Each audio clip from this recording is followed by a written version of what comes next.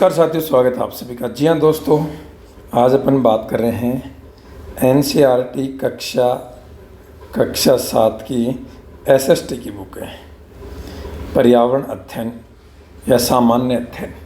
ठीक है। और इस किताब का ये जो पहला चैप्टर है, इसके बारे में हम समझेंगे। इससे आपको क्या मिलेगा, एक आधार मिलेगा कि एनसीईआरटी को कैसे पढ़ना है। यहाँ पर मैं आपको बताऊंगा, जैसे यदि अपन सीधा सीधा इस लेसन को पढ़ते हैं ना, तो ऐसे लगता है जैसे इसमें कोई कहानी हो, लेकिन वास्तव में इसके पढ़ने का आधार, इसी कहानी में से हमें क्या बाहर निकालने हैं, कीवर्ड बाहर निकालने हैं, और उन्हीं कीवर्ड्स को समझते हुए उनका हमें गहनता के साथ अध्ययन करना है। और क्योंकि क्वेश्चन वहीं से आएंगे, तो देखो, इसको पढ़ने का सबसे बेस्ट तरीका बता रहा हूँ मैं आपको आज। तो आपका कक्षा 7 का पहला चैप्टर है पर्यावरण। ठीक है। अब जैसे ही आप शुरू करते हो ना इस पर्यावरण को, तो आप यहाँ से पढ़ते हो कि लंबी छुट्टियों के बाद जब रवि स्कूल जा रहा था, तब उसने देखा कि उसके स्कूल के निकट के खेल के मैदान में खुदाई हो रही है। यानी कि ये कहानी समझा रहा है। आपको इस कहानी पे जाना ही नहीं है, क्योंकि ये आपके एग्ज़ाम का आधार नहीं है। लेकिन जब इस कहानी में से आप पढ़ते आओगे कि मैदान खेलने गया, फ्लैट वाली बड़ी इमारत बनी, रवि समझ गया कि मुलायम घास, गेंद, फूल, तितली, मैदान, अब ये सब कुछ नष्ट हो चुका है। इसकी जगह आप देख रहे हो कि नए नए बिल्डिंग्स बन रही। ये सब चीज़ें एक कहानी के रूप में वो आपको बताने की कोशिश कर रहा है। लेकिन यहाँ से देखो, पहला ही पॉइंट हमारे सामने क्या निकल के आता है। देखो कैसे हमारा पर्यावरण बदल रहा है।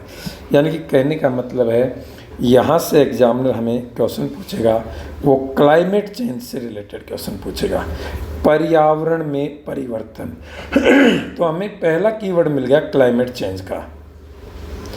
पर्यावरण में परिवर्तन।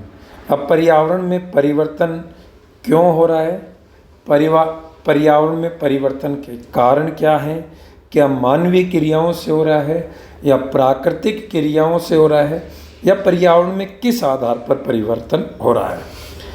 ठीक है। तो एक कीवर्ड हमें ये मिला, पर्यावरण में परिवर्तन, यानी कि क्लाइमेट चेंज। सेकेंडरी अपन आगे पढ़ते हैं तो वही कहानी चलती है कि रवि स्कूल कक्षा में पूछता, शिक्षक से पूछता। अब सेकेंड कीवर्ड हमें मिलता है कि पर्यावरण क्या है। तो इस कहने का मतलब है, दूसरा हमें जो अध्ययन करना है, वो अध्ययन करना है पर्यावरण क्या है। तो हमें कितने कीवर्ड मिल गए, 2। बाकी तो देखो, शिक्षक रवि को बताता है कि क्या चीज़ है। वो कहता है कि स्कूल भवन, मेज, कक्षा, कुर्सी, मैदान, कूड़ा करकट, मेरे दोस्त, ये सभी पर्यावरण हैं।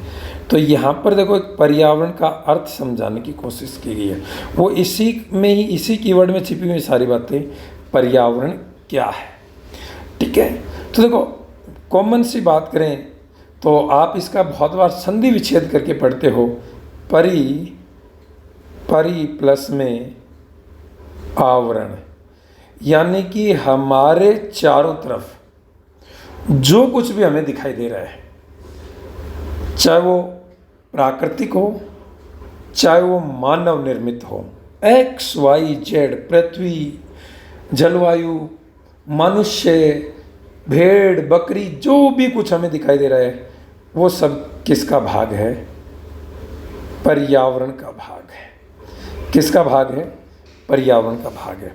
इससे एक बात समझ में आ गई है कि भैया पर्यावरण है ना, ये 2 मेजरली इसके रूप देखने को मिलते हैं, या पर्यावरण का निर्माण 2 अलग अलग एलिमेंट से हुआ है। एक तो प्राकृतिक तत्व हैं उनसे, और दूसरे मानव निर्मित। तो सबसे पहले हमने ये समझा कि हमारे चारों तरफ जो कुछ भी दिखाई दे रहा, XYZ, मेरे सामने ग्लोब रखा है, मेरे सामने मोबाइल रखा है, पेन रखा है, मेरे सामने सड़क है, मेरे सामने भूमि है, पेड़ हैं, पौधे हैं, XYZ, ये सब क्या है, पर्यावरण। सेकेंडरी बात, पर्यावरण है, इसका निर्माण है वो प्राकृतिक भी है और मानव निर्मित भी है। ठीक है। कुछ चीज़ें प्रकृति के द्वारा दी गई हैं तो कुछ को मानव ने स्वयं तैयार किया है।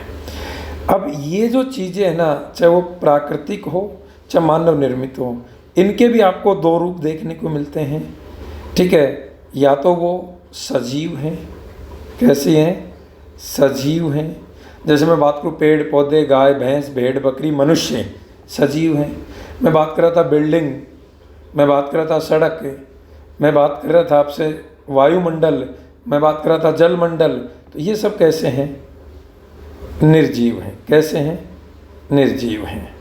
तो इसका मतलब है कि पर्यावरण प्राकृतिक और मानव निर्मित है, और ये दो रूपों में हमें देखने को मिलता है, एक तो सजीव और दूसरा निर्जीव। चलो अब देखो, सेकेंडरी बात क्लाइमेट चेंज की होगी। बिल्कुल, पर्यावरण में परिवर्तन हो रहा है और पर्यावरण में परिवर्तन होता रहेगा, और पीछे भी पर्यावरण में परिवर्तन होता रहा है। तो बिल्कुल फैक्ट है कि पर्यावरण में परिवर्तन। अब हम क्या कहते हैं, पर्यावरण में परिवर्तन है वो किस कारण से हो रहा है या किन कारणों से हो रहा है। ठीक है, पर्यावरण, या इसे अपन परितंत्र भी कह देते हैं। पर्यावरण को क्या भी कह देते हैं? परितंत्र भी कह देते हैं। ठीक है, और यह एक प्राकृतिक इकाई है भैया। कैसी इकाई है? प्राकृतिक इकाई है। हालांकि इसमें कुछ चीज़ें हैं वो मानव निर्मित भी हैं। ठीक है, तो दो तरीके हैं, कृत्रिम और प्राकृतिक, दो रूप इसके देखने को मिलते हैं। अब सुनो ध्यान से, हम कहते हैं कि आज उद्योग धंधे या हम गाड़ी चला रहे हैं या ये सब कुछ डेवलपमेंट हो रहा है ना, इससे पर्यावरण में परिवर्तन हो रहा है। बिल्कुल हो रहा है। क्या पर्यावरण में पहले परिवर्तन नहीं होता था? जब तो गाड़ी नहीं थी, इंडस्ट्री नहीं थी, बड़ी संख्या पे मानव भी निर्मित नहीं था, उसके बावजूद भी हम देखते हैं प्राचीन समय में हिम युग भी आया है, पूरी पृथ्वी बर्फ से, जल युग भी आया है, पृथ्वी जलमग्न भी होगी। पहले गर्मी, पृथ्वी गर्म थी, पृथ्वी ठंडी हुई है, अलग अलग चेंजमेंट हुए हैं। बिल्कुल हुए हैं साहब।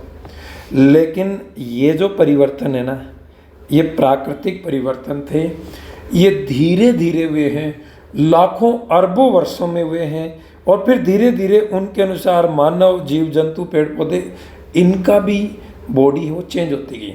तो जब प्राकृतिक रूप से पर्यावरण में कोई चेंजमेंट आता है तो वो बहुत स्लोली चेंजमेंट होता है, जिसे हमारी बॉडी और सजीव जगत और अन्य चीज़ें उसको धीरे धीरे एक्सेप्ट कर लेती हैं। लेकिन आज मानव निर्मित ये जो क्रियाएं हैं, जिनके कारण पर्यावरण में बहुत तेज गति से परिवर्तन हो रहा है, जिसको जल्दी से हमारी बॉडी और हमारा एनवायरनमेंट है वो उसको स्वीकार नहीं कर पा रहा, जिससे उस पर नेगेटिव इफेक्ट पड़ रहे हैं।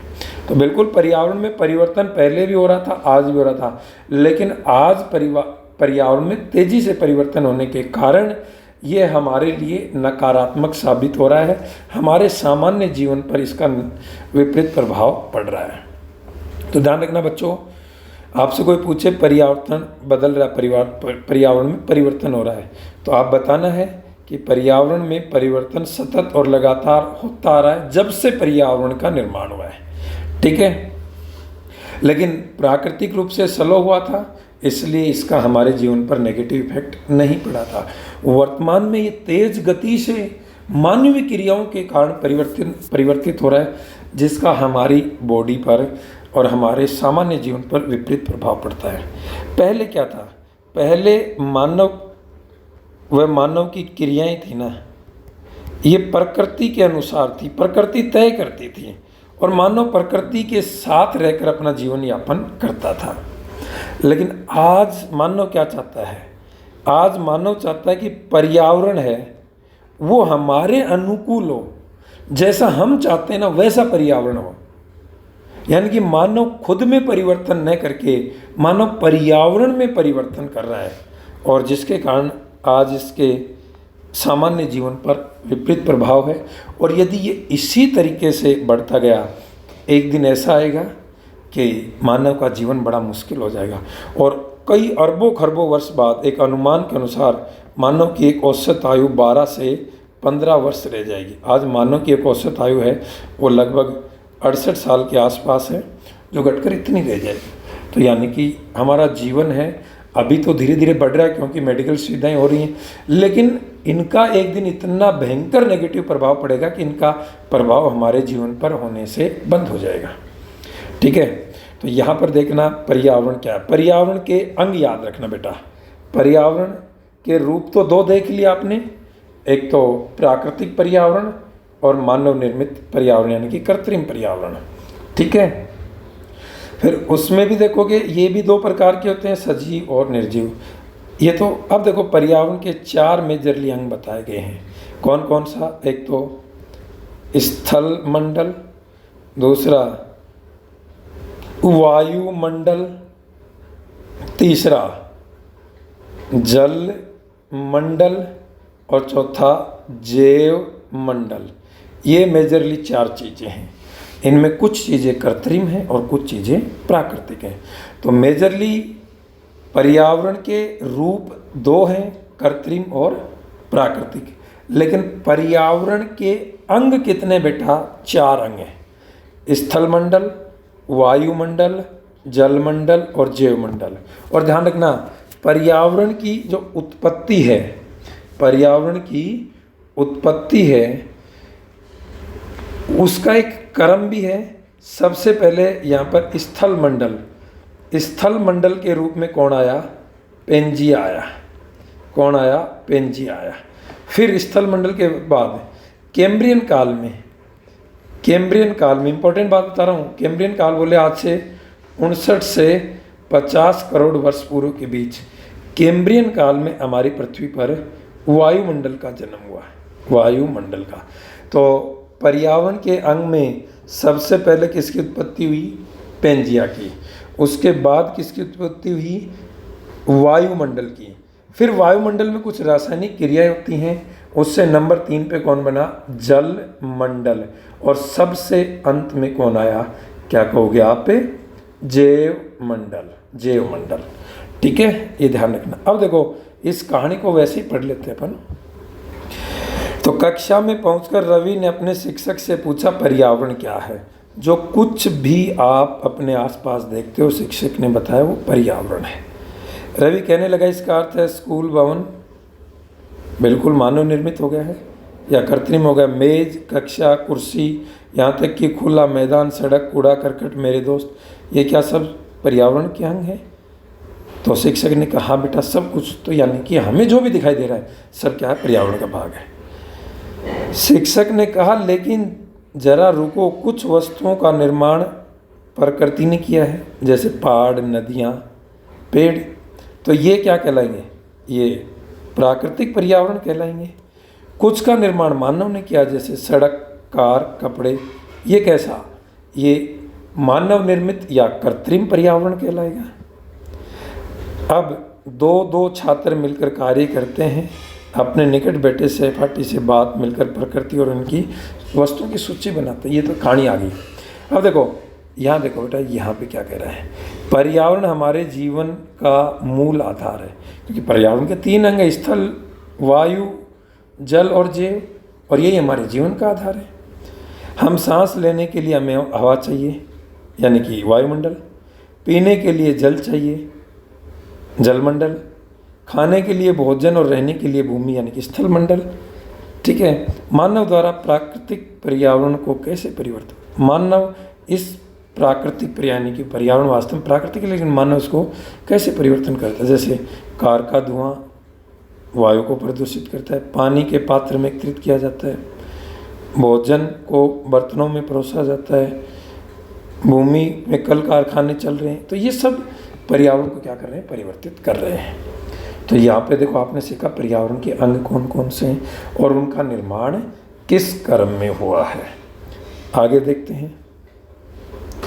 ठीक है, रवि, परमजीत, जो सब ये सब चीज़ें पुस्तक के बाद में हमारा पर्यावरण क्यों बदल रहा है और ऐसी हमारी ज़रूरतों के कारण होता है, ये प्रतिदिन बढ़ती जाती है। शिक्षक ने कहा कि पर्यावरण हमारी ज़रूरतों के कारण, क्योंकि आज मानव है ना अपनी आवश्यकताओं की पूर्ति के लिए वो मानव को अपने अनुकूल बदलने की कोशिश कर रहा है। जैसे फॉर एग्जांपल आपको गर्मी लगी, आपने घर में लाकर क्या लगा ली? एसी लगा लें। आपने एसी लगाने की बजाय आपने 10 पेड़ नहीं लगाए, ठीक है, क्योंकि आपको पता है पेड़ लगेंगे तो वो 5 7 10 साल में होंगे, बनेंगे। आपको तो तुरंत अपने जीवन को भौतिक सुख देने हैं। आपने एसी लगा दी। अब एसी लगाई तो आपका रूम तो ठंडा हो गया, आपका कमरा ठंडा हो गया, लेकिन आपने जो वायुमंडल है, पृथ्वी का जो औसत तापमान है वो बढ़ा दिया। कैसे बढ़ा दिया? एसी चलती है तो एसी का जो आउटडोर होता है, आप देखते हो वो गर्म हवा फेंकता है वायुमंडल के औसत, और कितनी लाखों करोड़ों एसियाँ चल रही हैं। जब वो इस तरह की हीटिंग वायुमंडल में फेंक रही है तो वायुमंडल ऑफिशियली गर्म हो रहा है। साथ साथ एसी से CFC क्लोरोफ्लोरोकार्बन गैस निकल रही है, जो हमारे वायुमंडल में जो हमारी ओजोन लेयर है, जो हमारी ओजोन परत है, उसको नुकसान पहुंचा रही है। क्लाइमेट चेंज हो रहा है, ठीक है। यहाँ पे 2 फैक्ट सिखाता हूँ आपको।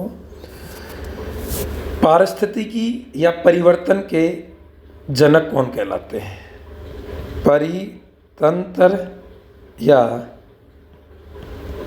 परिस्थितिकी के जनक कौन कहलाते हैं? लो भैया, क्वेश्चन पूछ दिया एग्जामिनर ने। क्या कहोगे? Alexander von Humboldt. Alexander von Humboldt. Clear है? और आपसे पूछा जाए कि भारत में पारिस्थितिकी या परितंत्र के जनक, भारत में परितंत्र या परिस्थितिकी के जनक कौन कहलाते हैं? तो भारत में कौन कहलाते हैं? क्या कहोगे? रामदेव मिश्र। रामदेव मिश्र। अब देखो, इस तरह की चीज़ें हैं जो आपको इस बुक में नहीं मिलेंगी, लेकिन आपको पता होना चाहिए। इसीलिए मैं कह रहा हूँ कि कीवर्ड्स बाहर निकालो, उनका अध्ययन करो। मैं कीवर्ड्स दे रहा हूँ, आप और भी कहीं से इससे भी बेहतरीन अध्ययन कर सकते हैं, लेकिन आपको पता होना चाहिए कि यहाँ से पढ़ना क्या है, ठीक है। अब देखो, पर्यावरण के घटक, बेसिक सी कहानी बताई। प्राकृतिक घटक है जलमंडल, वायुमंडल, स्थलमंडल, जैवमंडल। ये मानव निर्मित हैं। इमारत, पार्क, पुल, सड़क, स्मारक, उद्योग, या मानव निर्मित यानी कि कृत्रिम हो गए हैं। प्राकृतिक रूप से पर्यावरण की ये 4 अंग हैं, ठीक है। इसके अलावा मानव समुदाय, राजनीतिक स्थिति, आर्थिक, शैक्षणिक, धर्म, सब कुछ किसका भाग है? पर्यावरण का। ये तो हमने कहा ही है कि जो कुछ भी आपको दिखाई दे रहा है, XYZ, एवरीथिंग इज पर्यावरण, ठीक है। चलो आगे बात करते हैं। एक एक बात को समझना और उसी के आधार पर जवाब देना है, ठीक है बच्चों। अब यहाँ पे देखो, ये वही कहानी आएगी कि जीवीय और अजीवीय यानी कि सजीव पर्यावरण और निर्जीव पर्यावरण के ये अंग आपको दिखाई देते हैं या भाग दिखाई देते हैं। इसके बाद तो देखो, ये सब चीज़ें वो कहानियाँ हैं जहाँ से वही सजीव और निर्जीव जिनकी अपन बात कर चुके हैं। पर्यावरण प्राकृतिक और मानव निर्मित हैं, जिसके रूप आपको सजीव और निर्जीव के रूप में देखने को मिलते हैं, ठीक है।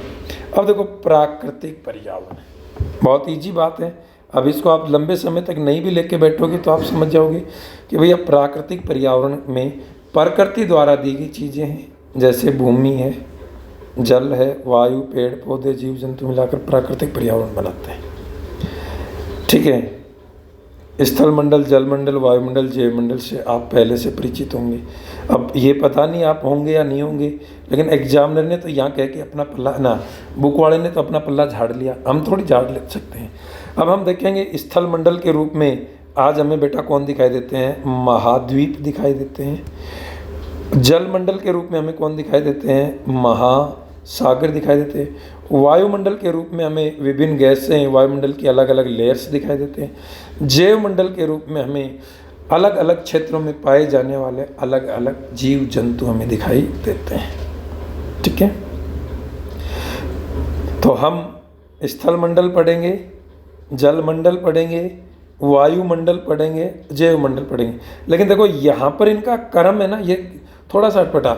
यदि ऐसे पूछे कि पर्यावरण की उत्पत्ति का सही क्रम क्या है, तो सही क्रम सबसे पहले स्थलमंडल, फिर वायुमंडल, फिर जलमंडल और सबसे अंत में जैव मंडल है। फिर ये तो वही कहानियाँ हैं जो नहीं भी पढ़ोगे तो कोई दिक्कत नहीं है। वही पृथ्वी ठोस परपट्टी या कठोर ऊपरी परत को स्थल मंडल कहते हैं। हम पढ़ेंगे महाद्वीप है प्रकृति का ऊपरी भाग जो स्थल मंडल है। यह विभिन्न चट्टानों खनिजों से बना हुआ है, मिट्टी की पतली परत से ढका हुआ है। पहाड़, पठार, मैदान, घाटी आदि विभिन्न स्थलाकृतियाँ इस पर पाई जाती हैं। स्थलाकृतियाँ महाद्वीप और महासागरों की सतह पर पाई जाती हैं। बिल्कुल सही बात है। तो ये चीज़ें तो आप यहाँ पढ़ोगे जो वो क्लियर होंगी आपकी, यहाँ से नहीं होंगी। ठीक है। फिर देखो जलमंडल किसे कहते हैं? जलमंडल में जल के स्रोत विभिन्न नदी, झील, समुद्र, महासागर ये सब मिलकर क्या कहलाते हैं? जलमंडल कहलाते हैं। विभिन्न जलाशयों से मिलकर सभी प्राणियों की आवश्यकता होती है। वायुमंडल पृथ्वी के चारों ओर फैली पतली वायुमंडल की जो परत है जिसमें विभिन्न प्रकार की गैसें पाई जाती हैं। जल, वाष्प, धूलकण। ठीक है। वायुमंडल हमारी पृथ्वी पर किस कारण से टिका हुआ? गुरुत्वाकर्षण बल के कारण टिका हुआ है। गर्मी को झुलसाने से सूर्य से आने वाली हानिकारक किरणों से हमारी रक्षा करता है। अब ये बुक वाला तो इतने लिखे। अब ये सूर्य से आने वाली गर्मी से हमारी रक्षा कैसे करता है ये नहीं बता पाया। ये हानिकारक सूर्य से आने वाले हानिकारक कौन सी किरणों को रोकता है? जैसे आप पढ़ते हो पैराबैंगनी किरणों को रोकता है। कौन सी परत होती है? वो ओजोन लेयर होती है। तो इन सब के बारे में हम अध्ययन करेंगे। ये तो केवल मैं ये समझा रहा हूँ कि कीवर्ड क्या निकले। कीवर्ड यहाँ से 6 कीवर्ड निकल के आ गए। पर्यावरण क्या है, पर्यावरण में परिवर्तन क्यों हो रहा है, पर्यावरण के अंग स्थल मंडल, वायुमंडल, जलमंडल, जैव मंडल, इनके बारे में। ठीक है। फिर इनकी उच्चावच स्थलाकृतियों के बारे में आप पढ़ोगे। तो ये परितंत्र क्या है? मैंने आपको बताया कि परितंत्र है ये एक तरह से प्राकृतिक इकाई है। क्या है? प्राकृतिक इकाई है। ठीक है। और इसे अपन क्या भी कह सकते हैं? परिस्थितिकी तंत्र। पारिस्थितिकी तंत्र। फिर इसमें देखो हर क्षेत्र की अलग अलग पारिस्थितिकी तंत्र पाई जाती है। जैसे आप इसमें जैसे उदाहरण दिए गए हैं, मैं उन्हीं के माध्यम से केरल की याद आ गई। जैसे ये बच्चे आपस में बात करें, एक बच्चा मान लो उस क्लास में केरल का है, केरल की याद आ गई तुमको आकर, वहाँ हरे भरे खेत, नारियल बागान, वहाँ बारिश होती है। अब आपको पता है ये सब बातें उठी, अब केरल के बारे में आ गई और साथ ही साथ बारिश आ गई। तो यहाँ से एक कीवर्ड निकल के आता है, वो मानसून तंत्र का निकल कर आता है। मानसून तंत्र का निकल के आता है। भारत में सबसे पहले मानसूनी पवनें हैं वो कौन से राज्य में पहुँचती हैं? केरल में पहुँचती है। कब पहुँचती हैं? वो जून के प्रथम सप्ताह में पहुँचती हैं। वहाँ वर्षा अधिक होती है, सबसे लंबे समय तक मानसून। ये सब चीज़ें अब इसी जो लेसन है इसको आधार बनाते हुए समझेंगे। तो इसमें एक और पॉइंट मुझे मिलता है वो है मानसून तंत्र। दूसरी तरफ और इसी कारण देखो ये परिस्थिति की वहाँ की ऐसी है, वहाँ हरे भरे पेड़ नारियल के। दूसरी तरफ एक बच्चा जैसलमेर का कहता है हमारे वहाँ वर्षा ही नहीं होती है। अब जैसलमेर का पारिस्थितिकी तंत्र पढ़ेंगे, वो कहता है कि हमारे यहाँ ऊँट मिलता है। ऊँट बिल्कुल जिसे राजस्थान में रेगिस्तान की जहाज़ कहते हैं। वर्षा कम होती है, यहाँ क्षेत्र सूखा पड़ा हुआ है, यहाँ पर रेत की टीले हैं। ऊँट इस एनवायरनमेंट, इस पारिस्थितिकी तंत्र के लिए उपयोगी है क्योंकि ऊँट है वो आसानी से इसमें चल सकता है, लंबे समय तक बिना पानी पिए रह सकता है। तो ये देखो ये चीज़ें ना, ये चीज़ें आप पढ़ोगे तब वो बात करते हैं। ये ऊँट के बारे में वही बातें आएंगी जो आप आगे पढ़ोगे। मैं आपको एक एक पॉइंट उठा के पढ़ाऊँगा। मरुस्थल, रेगिस्तान, पर्वत, झील, महासागर, छोटे ताल, सब परितंत्र हो सकता है। मानवीय पर्यावरण, अब आपको पता है कि मानवीय पर्यावरण है, इसके भी अलग अलग अंग हैं। ठीक है। मानव की क्रियाएं हैं, मानव की क्रियाएं हैं। अब वो क्रियाएं सामाजिक भी हो सकती है, आर्थिक भी हो सकती है, राजनीतिक भी हो सकती है, या वो प्रकृति संबंधी कोई भी हो सकती है। वो सब मानवीय पर्यावरण के अंतर्गत आएंगी। ठीक है। तो अब जैसे यहाँ पे बताया गया है, रवि की कक्षा मिजोरम की लड़की कहती है। अब जैसे मिजोरम को अक्सर अपने स्थान की हरियाली की बात करता है। अब आप सभी विद्यार्थियों को पता है यहाँ पर ये वनों की बात भी कर जाएगा। आपको पता है कि अपने भारत में सर्वाधिक प्रतिशत के आधार पर वन क्षेत्र वाला राज्य कौन है? मिजोरम। मिजोरम राज्य के कुल क्षेत्रफल का 84% भाग है वो किससे ढका हुआ है? वनों से ढका हुआ है। तो यहाँ पर आपको हरियाली की बात कर रहा है, मिजोरम की बात कर रहा है, तो ये समझ पैदा करनी होती है बेटा। यानी कि यहाँ से हम हमारे से वनों से संबंधित भी बात कर सकता है। तो हमें इंडियन स्टेट फॉरेस्ट रिपोर्ट के बारे में भी पता होना चाहिए, क्वेश्चन बन जाएगा यहाँ से। ये क्वेश्चन आपके सामने बन के आते। फिर तो ये परितंत्र क्या है, तो आप क्या कहोगे, परितंत्र एक प्राकृतिक इकाई है, ठीक है। इसके विशेष क्षेत्र के रूप में जीवधारी हैं, जैसे पेड़, परितंत्र में पेड़ पौधे आणविक जीव इन सबको शामिल किया गया है, ठीक है। और इन जीव जंतुओं या जैविक तत्वों का भौतिक पर्यावरण के साथ पारस्परिक क्रिया होती है, वही सजीव घटक है, अजीव। तो ये सब चीज़ें अब इन क्वेश्चंस को देखोगी तो इस तरीके से नहीं। तो जब यहाँ से अब इस पूरे लेसन को देखते हैं ना, इस पूरे लेसन में बेटा 8 कीवर्ड निकल के आते हैं और वो 8 कीवर्ड हमें पढ़ने हैं। एक तो पर्यावरण को क्या है, अब आगे चलेंगे तो पढ़ेंगे, अभी तो मैंने सिर्फ लेसन के कीवर्ड निकाल दिए।